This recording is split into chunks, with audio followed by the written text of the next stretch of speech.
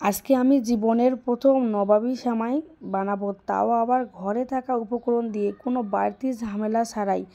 দেখেন আপনারা পুরো ভিডিওটি, তাহলে আপনারা চমকে যাবেন। হাই এভরিওয়ান, আসসালামু আলাইকুম। সবাই কেমন আছেন? আশা করি সবাই খুব ভালো আছেন। যেহেতু আমি নবাবী সেমাই বানাবো, সেহেতু তো আমার সেমাই লাগবেই প্রথমে। তাই একটা লাচ্চা সেমাইয়ের প্যাকেট আমি নিয়ে নিলাম। এখন এই লাচ্চা সেমাইয়ের গায়ে দেখি নবাবী সেমাই লেখা আছে। এখন জানি না এটা কি, তবে এই সেমাইটা আমি প্রথম দেখলাম নবাবী সেমাই লেখা। যে কোনো সেমাই দিয়ে আপনারা তৈরি করতে পারবেন, তবে এটা লাচ্চা সেমাই দিয়ে আর কি বেশি মজা লাগে। তাই আজকে লাচ্চা সেমাই দিয়ে আমি দেখি, কোনো ইউটিউব দেখিনি, কিছু দেখিনি, নিজের মেধায় বানাচ্ছি।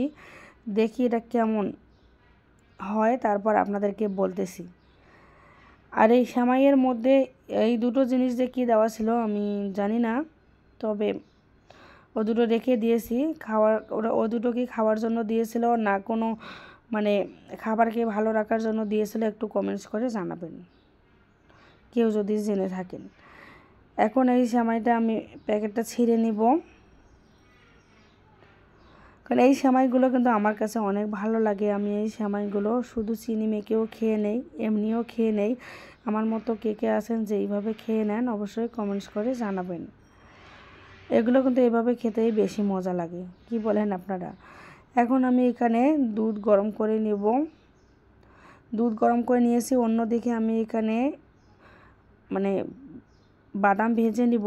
এখানে চাইলে আপনারা ঘি দিয়ে ভেজে নিতে পারবেন। আমি তো আপনাদেরকে বললাম যে আমি পুরোটাই ঘরে থাকা জিনিস দিয়ে তৈরি করব। এখানে আমি দুই ধরনের সেমাই নিয়েছি। এখানে তেলের মধ্যে আমি কাজু বাদাম, কাঠবাদাম আর চীনা বাদাম ভেজে নিলাম।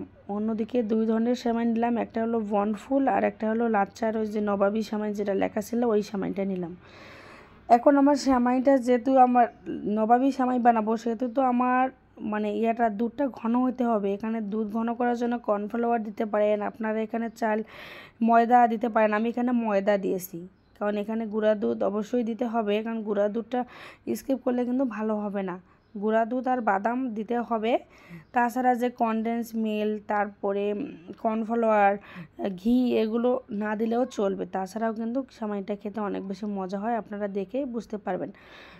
এই যে আমি এখন ওই যে আটাটা দিয়েছিলাম, ময়দা দেওয়ার কারণে এই যে ঘন হয়ে গিয়েছে। এখন আমি এখানে প্রথমে এক লেয়ার আমি সেমাই দিয়ে দিলাম, তারপর এখানে গুঁড়ো দুধ দিলাম, এখানে বাদাম দিয়ে দিলাম, আবার উপর দিয়ে একটু চিনি দিয়ে দিলাম, এভাবে একটু মিষ্টি মিষ্টি হবে। তারপরে এই যে আমি যে দুধের ঘনটা করে নিলাম ওটা দিয়ে দিলাম। এখন এই যে আমি তার উপরে আবার গুঁড়ো দুধ দিয়ে দিলাম, সেমাই দিয়ে দিলাম, তারপর গুঁড়ো দুধ, বাদাম দিয়ে এই যে এখন ফ্রিজে রেখে দেবো।